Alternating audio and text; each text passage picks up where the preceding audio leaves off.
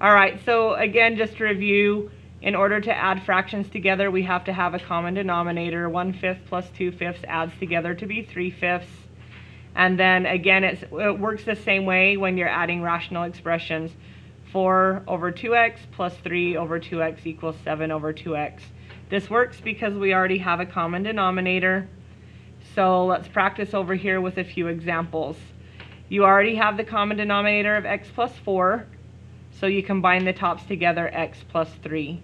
X and 3 are not like terms, so they can't be combined together, so you just leave it like that.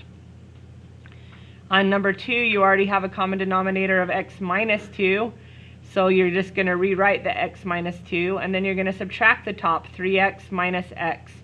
But 3x and x are like terms, we can combine those together. 3 minus 1 is 2, so we have 2x over x minus 2 for our answer. So then to look at number 3, do I already have a common denominator? I do, right? So I'm going to leave that common denominator the same. Now, I'm not going to lie to you guys. Sometimes, because I know where I'm going, I'm going to have to know at the end if I can reduce. Do you guys agree with me on that? Like, we always reduce fractions if we can. So I kind of like to find my common denominator in factored form first, because then I don't have to do the work later. Does that make sense? So what does the bottom factor to be? Things that multiply to a -3 and add to 2. Yeah, 3 and -1. So plus 3 and minus 1. Do you guys agree with me that this denominator is the same as that one? Right? It's just in a different form.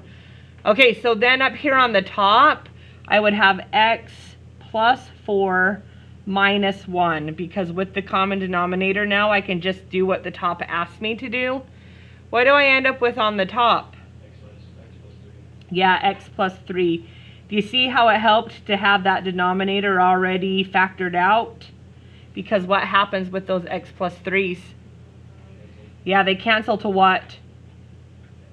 1, right? Which is important because up there you have to have that place value holder on the numerator. So what's my answer going to be? 1 over x minus 1. Okay, does that make sense how I found that? So even with a common denominator already, you should always still factor it out and see whether or not anything can cancel, which is what we've done on the other days. All right, so the basic rule for adding and subtracting fractions is to get a common denominator. Just like you would add 1/3 and 3/4 together, you would find that your common denominator is 12 there, right? Because 3 and 4, the smallest number, they'll both divide into is 12. So what did you multiply 3 by to get to 12?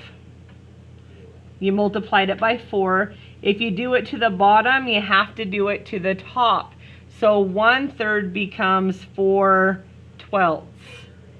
Do you guys agree with me on that? And then if I did the same thing with the 3/4, how did I get from 4 to 12? I multiplied it by 3. If I do it to the bottom, I have to do it to the top. So on the top, what do I get? 3 times 3, which is 9. Add the tops together now, and you get 4 plus 9, which is 13. That will change to a mixed number if you wanted to be 1 and 1/12, but I'm all right with leaving it just like that. So the same thing happens with rational expressions, okay? We're going to find a common denominator here between 2 and 3x. What would the common denominator be? 6x, okay? So then, just like I did a minute ago, I ask myself the question, what did I multiply 2 by to get to 6x? I multiplied it by 3x. If I did it to the bottom, I have to do it to the top. So 1 times 3x on the top gives me 3x. Okay.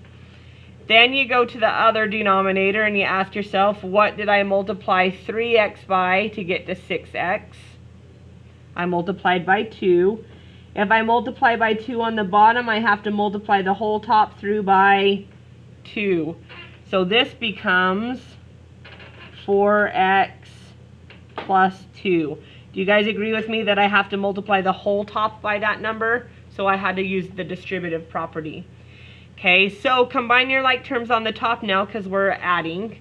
We have 3x plus 4x, which is 7x plus 2 over 6x. Does 7x plus 2 factor? Nope. So guess what? I'm done. Nothing cancels. Even though you're kind of tempted to maybe do something with the 6 and the 2, why can you not? They're not like terms, first of all, but second of all, that 2 is attached by addition to something else. Do you remember when I said nothing cancels unless it's attached by multiplication? Okay. All right, so coming down here on number 5, we have 3 over x minus 2 over x minus 5. What's my common denominator going to be? So this one's a little bit different because you have like two very distinct things on the bottom of the denominators, right? When that happens, I will always tell you to just grab one of each of them and do your math. So grab the x minus 5, and then just do your math with your common denominator, okay? So if this is my common denominator right here, what did I have to multiply x by to get there? X minus 5. So if I had to do it to the bottom, I also have to do it to the top. So when I multiply that top by x minus 5, what do I get? 3x minus 15. Okay. Then you look at your second denominator. What did you have to multiply the x minus 5 by to get to x times x minus 5? You multiplied by x. I hear you guys whispering the answers to me. Thank you. You could be a little louder if you wanted to. So what does the top become? Yeah, minus 2x because of the minus sign there. So minus 2x. We're going to combine like terms on the top. We have 3x minus 2x, which is 1x. We still have minus 15. And on the bottom we have x times x minus 5. Now again, you're seeing stuff that looks like it could possibly cancel because the x and the x, the 15 and the 5, they look like they can reduce, but can they? No, because they're not exactly the same and they're attached by addition or subtraction. So they don't cancel. You're done right there. Okay? Anybody want to ask me a question? All right, this next one, tell me what's on the bottom of the 2, really? A 1. So 1 doesn't really matter on a denominator, right? We kind of forget about it most of the time. So when I said grab a 1 of everything down there, the only thing that's really on the bottom that we need to worry about is the x plus 4. Do you guys agree with me on that? Yeah. So this one already has the x plus 4, right? We really multiplied it by 1. So what are we going to keep on the top of it? We're going to keep the 7 because it was already there. But what did I have to multiply the 1 by to get to x plus 4? Yeah, x plus 4. And if you do it to the bottom, you have to do it to the top. Now you really need to think about this as a -2 when you're multiplying it through, right? Because then you'll get the right signs on things. So what do you get when you multiply that through? A -2x for here and a -8 from there. So we're going to combine like terms, and I get a -2x minus 1 when I combine those together over x plus 4. I checked to see if top or bottom will factor. Both of those only have 2 parts, so what I have to do is look for a greatest common factor. The top does not have a greatest common factor. The bottom does not have a greatest common factor, so I'm done. Okay? Questions on that? All right, next one, x plus 5 and x minus 1 on the bottom. So I really grab one of everything. So what's my common denominator going to be? It's going to be x plus 5 times x minus 1. Then I just multiply the tops by the part that it was missing. This one has the x plus 5, so what do I multiply it by? I multiply by the x minus 1. So do that math for me, shout it out.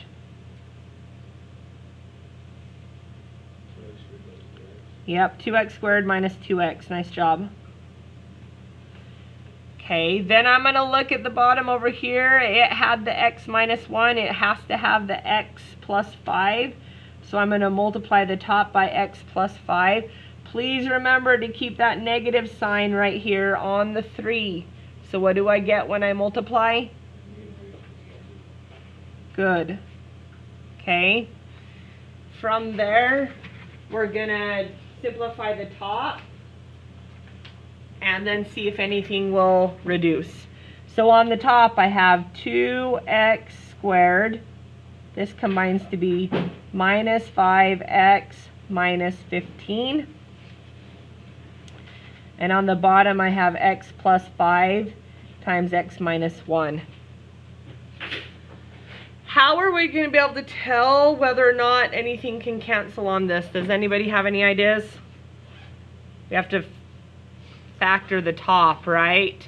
And how do we factor it if it has a 2 out in front right here? You guys remember the box? You can just shout hooray right now because you've been waiting for this, right? First number goes in the first box, last number goes in the last box. You multiply them together, so you get a negative 30x squared. We're looking for two numbers that will multiply to negative 30x squared and add to be the negative 5 because we don't want it to be left out. So let's just think. 1 and 30, that doesn't work. 2 and 15, that doesn't work. 3 and 10, that doesn't work. 5 and 6. Does that work? So did any of them work? No, so hallelujah, right? It didn't factor. We can leave it like this and we're done. Okay? But do you see how I had to check to make sure that it wouldn't be in factored form and cancel things? Alright, this next one on the bottom right here, I want you to notice that this right here is a perfect square or a difference of squares, right? What would this factor to be? Yep, x minus 1 and x plus 1. I think it's easier to find my common denominator when I'm in factored form. Isn't it easier to look at it now and say, oh, this already has the x minus 1. I just need the x plus 1, right? So my common denominator is where I grab one of everything. I have an x minus 1 that appears on the bottom of my fractions, and I have an x plus 1 that appears on the bottom of my fractions. So that's my common denominator, x minus 1, x plus 1.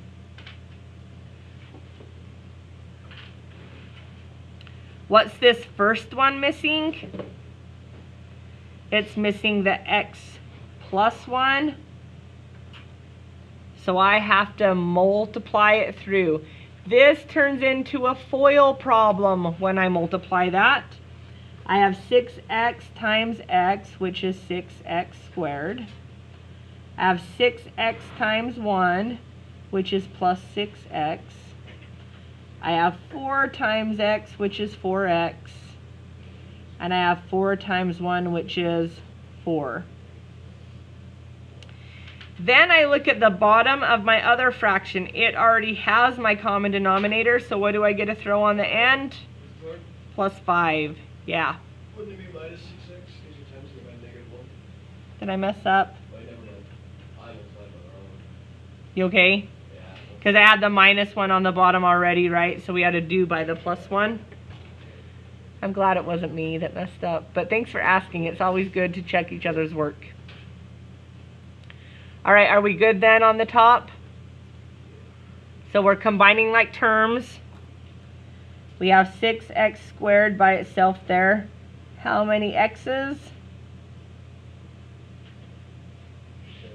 10. And then at the back, plus 9 from the 4 and the 5.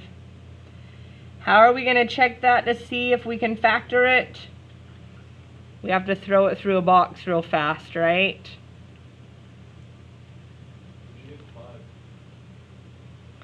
from back here. Just leave that one. Yeah, it had both parts already, so I just got to rewrite the top. Alright, if you throw the first number in the first part of the box, the last number in the last part of the box, and you multiply, 9 times 6 is 54. So we're looking for 54x squared. It multiplies to that, and it has to add to be 10. Did you guys grab out your factor cheat sheet and see if anything multiplies to 54 and adds to 10?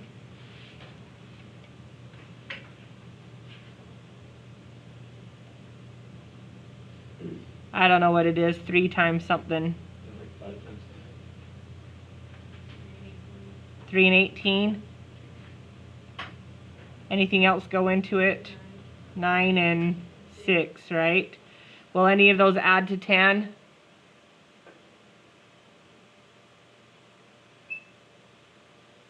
I don't see that any of them will work. Do you guys see that any of them will work? So my answer's right here because the top does not factor. Alright, are you having fun yet? A little bit? Who said a little bit? Oh, that's awesome. The funny thing is that I actually really love this kind of math. I love doing rational expressions.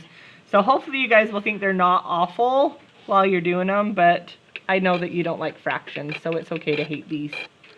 Alright, common denominator. I take one of everything, so what's my common denominator here?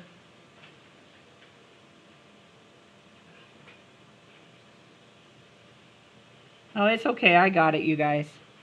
It's x plus 3 and x minus 2, right? I'm going to take one of each part that's on the bottom. So I'm going to look and I'm going to see what is this bottom part missing here. It's missing the x minus 2, so I'm going to multiply the top by the x minus 2. When I do that, I get 2 times x, and I get 2 times negative 2, which is a negative 4. Now, this one right here is subtract. And when I have 2 parts on the top that subtract, I really like to change the signs on it so I don't multiply wrong. Because don't you have to take that subtract through to both parts of that? Because you're subtracting the whole thing. So it would really be a negative x and a positive 1. And then when you look at the bottom, you have the x minus 2. So you have to multiply by the x plus 3. This turns into a FOIL problem because we would want to have fun doing this. So we're going to FOIL it out. Negative x times x is a negative x squared. Negative x times 3 is a negative 3x. 1 times x is plus 1x. And 1 times 3 is plus 3. We're going to combine like terms on the top and see what happens. We always start with the highest power. So negative x squared. Then go to our x's. We have 2 minus 3 plus 1. 0. Yeah, who loves it when that happens? Me. 0 x's. And on the numbers, Say 1. negative 1. Okay. I have x plus 3 and x minus 2 on the bottom. Okay. What do you think? Is something going to cancel there? No. No? Do you guys remember yesterday and the day before when I said never leave that number out in front negative because it confuses you whether or not you can cancel? So really fast, let's factor that negative 1 out. That would be x squared plus 1. And then you still have x plus 3, x minus 2. And the only reason I made you do that extra step is because when you look at this, are you tempted to think that it might have been a difference of squares? But if you take the 1 out of it, can you see that it's not? It really doesn't factor, does it? Okay? All right, I'm going to give you a head start on this next one. Take about a minute and see if you can do this one on your own. It's kind of an easier one compared to what we've been doing.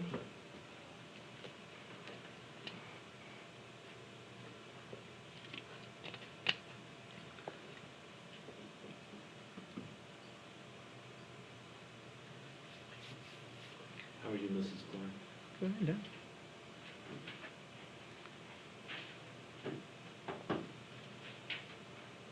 I'm going to do my work quietly. You're welcome to look up at the board and just check it as you go.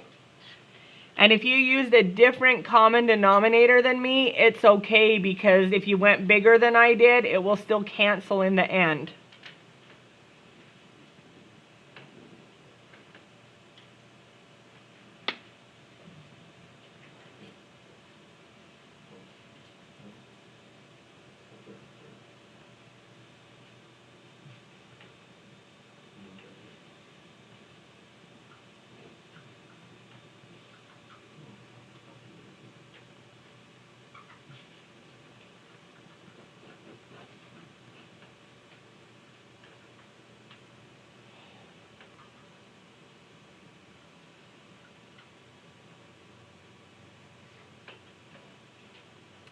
That was not going to work without subtraction, right?